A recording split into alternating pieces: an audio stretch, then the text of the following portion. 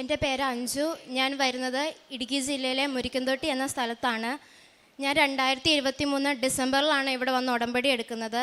ഞാൻ ഉടമ്പടി എടുത്തപ്പം ആദ്യം വെച്ച നിയോഗം എന്ന് പറയുന്നത് എൻ്റെ കഴുത്തിന് പുറകിലൊരു വെളുത്ത പാടുണ്ടായിരുന്നു. അത് ശരീരം മുഴുവൻ സ്പ്രെഡാവുന്ന പാടാവുന്നു.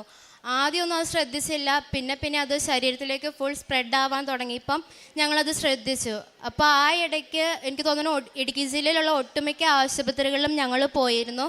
അപ്പോൾ അവിടെ നിന്നല്ല അവർ പറഞ്ഞത് ഇതിനി മാറത്തില്ല, ഇത് കൂടുതൽ വളരത്തേ ഉള്ളൂ, നമുക്കിവിടെ ട്രീറ്റ്മെൻ്റ് ഒന്നുമില്ല, പിന്നെ നമുക്ക് കൺട്രോൾ ചെയ്ത് നിർത്താൻ വേണ്ടി മെഡിസിൻ എടുക്കാമെന്ന് മാത്രമേ അവർ പറഞ്ഞുള്ളൂ. അങ്ങനെ ഒരു 2-3 വർഷം ഞാൻ അവർ തന്ന മരുന്നുകൾ ഞാൻ കഴിച്ചു.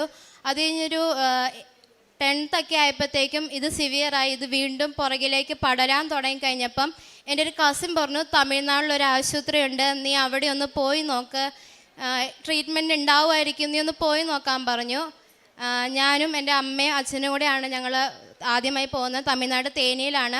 അവിടെ ചെന്നപ്പോൾ അവർ പറഞ്ഞു ഇതിന് മാറത്തില്ല, ഇത് വന്നിടത്തോളം വന്നു, നമുക്കിതിന് വരാതിരിക്കാൻ നോക്കാം എന്ന് പറഞ്ഞു. അങ്ങനെ അവർ മെഡിസിൻ തന്നു. എന്നോട് പറഞ്ഞു പുളിയുള്ള ആഹാരങ്ങളൊന്നും കഴിക്കരുത്, മെഡിസിൻ കോഴ്സ് മുടക്കരുത്, ഒരു തവണ നമ്മൾ കോഴ്സ് മുടക്കിയാൽ വീണ്ടും റീസ്റ്റാർട്ട് ചെയ്യേണ്ടി വരും എന്നവർ പറഞ്ഞു.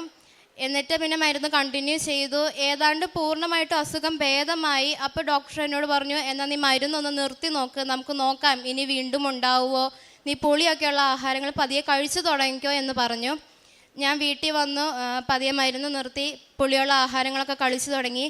പക്ഷേ ഒരു മാസം കഴിഞ്ഞപ്പോഴത്തേക്കും പഴയതിനേക്കാൾ കൂടുതൽ വേഗത്തിൽ അത് കഴുത്തിൻ്റെ പുറകിൽ വീണ്ടും ആവാൻ തുടങ്ങി. ആദ്യമൊന്നും ഇപ്പോഴും കാര്യമാക്കിയിട്ടുണ്ടായിരുന്നില്ല. പിന്നെ +2 ആയപ്പോഴത്തേക്കും കൊറോണയായി. അന്നേരം ഹോസ്പിറ്റലിൽ പോകാൻ പറ്റിയില്ല. അത് കഴിഞ്ഞപ്പോൾ എൻ്റെ ഒരു ഫ്രണ്ട് വഴിയാണ് ഞാൻ ഈ കൃപാസനത്തെ പറ്റി അറിയുന്നത്. അതിനു മുന്നേ ഞാൻ ഹോസ്പിറ്റലിൽ പോയപ്പോൾ ഡോക്ടർ പറഞ്ഞു, നീ ഇതിൻ്റെ അകത്ത് 2 മരുന്ന് നിൻ്റെ ലൈഫ് ലോങ് കഴിക്കേണ്ടി വരും, നിർത്താൻ പറ്റത്തില്ല. അത് 2 ഡോസ് കൂടിയ മരുന്നായിരുന്നു. ഈ മരുന്ന് കഴിക്കുന്നതോടൊപ്പം എനിക്ക് മൈഗ്രെയിനും കൂടെ തുടങ്ങി, ഈ മരുന്നിൻ്റെ സൈഡ് എഫക്റ്റ് എന്നോണം.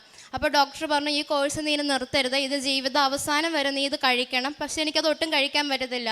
മരുന്ന് കഴിച്ചു കഴിഞ്ഞാൽ ഞാൻ ക്ലാസ്സിൽ ചെന്നിരുന്ന് ഉറങ്ങുന്നു, ഭയങ്കര ക്ഷീണം, ഭയങ്കര ബുദ്ധിമുട്ട്, പഠിക്കാനൊന്നും പറ്റുന്നുണ്ടായിരുന്നില്ല. അപ്പം അങ്ങനെയാണ് എൻ്റെ ഒരു ഫ്രണ്ട് വഴി ഞാൻ ഈ കൃപാസനത്തെ പറ്റി കേൾക്കുന്നത്.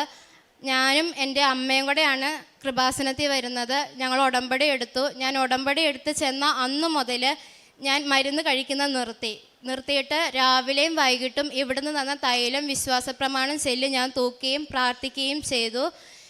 അത്ഭുതം എന്ന് പറയട്ടെ, അന്ന് മുതൽ ഇന്ന് വരെ ഞാനിവിടെ ഉടമ്പടി എടുക്കാൻ വന്നപ്പോൾ എങ്ങനെയാണോ എൻ്റെ പാടിയിരുന്നോ അതുപോലെ തന്നെ അതൊരു സ്വല്പം കൂടുകയോ കുറയുകയോ ചെയ്തിട്ടില്ല. സാധാരണ ഞാൻ മരുന്ന് കഴിക്കാതെ ഒരാഴ്ച നിന്നാൽ പോലും എൻ്റെ പുറത്തേക്ക് നല്ലവണ്ണം ഇറങ്ങുന്നതായിരുന്നു. പക്ഷേ ഉടമ്പടി എടുത്ത അന്ന് മുതൽ ഇപ്പം ഞാൻ 2024 ഇവിടെ തന്നെ 4ാമത്തെ പുതുക്കലാണ്. ഇതുവരെ ഒരിക്കലും ആ പാട് അതേപടി നിൽക്കുക, അത് കൂടിയിട്ടില്ല. മാതാവ് വഴി ഈശോ തന്ന എല്ലാ അനുഗ്രഹങ്ങൾക്കും 1000 നന്ദി.